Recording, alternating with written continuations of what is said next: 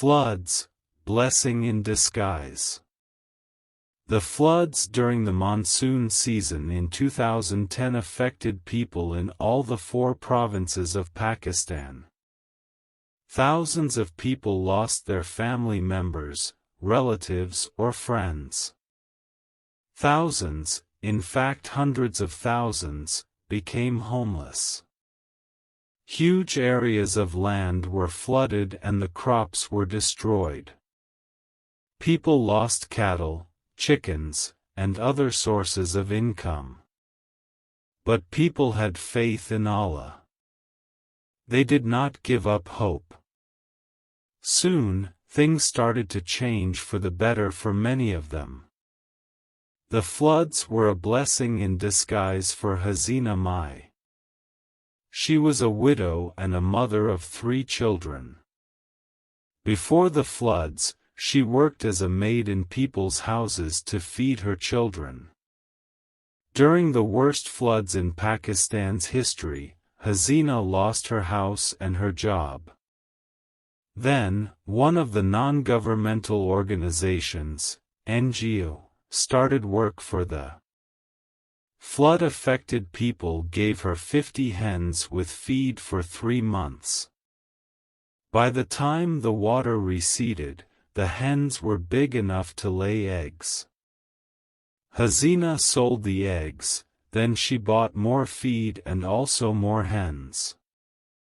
She now owns a small poultry farm and earns around 30,000 rupees each month. Hasina has become an inspiration for the men and women in her area. Hasina is not alone in her success. There are others also who did not give up when faced with the disaster. They kept up their hopes and fought for a better life even when everything was lost. One such person was Rana Mumtaz Ali. Several acres of his agricultural land were lying barren because of salinity before the floods. However, when the floods came, they brought fertile soil to his land. The result was that around 100 acres of his once barren land became very fertile. In the season after the floods, this land produced 1,760 kilograms of wheat per acre. According to Rana Mumtaz Ali, the crop was so thick that even a snake could not find place to go in. According to another farmer, Muhammad Sharif, an area of around 15 kilometers of infertile land in his region could now be cultivated. Moreover, in areas where the wheat production per acre before the floods was around 2,200 kilograms, kgs, it increased to 2,600 kilograms per acre after the floods. Floodwater lakes also provided livelihood to people.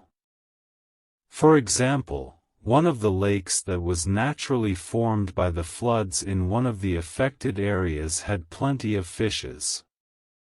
One of the persons living in this area, Jamshed, said that he could easily catch up to 15 kilograms of fish from that lake and sell it in the market.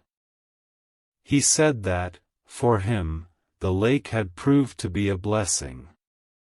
In fact, the number of such fisheries increased by about 30% after the floods.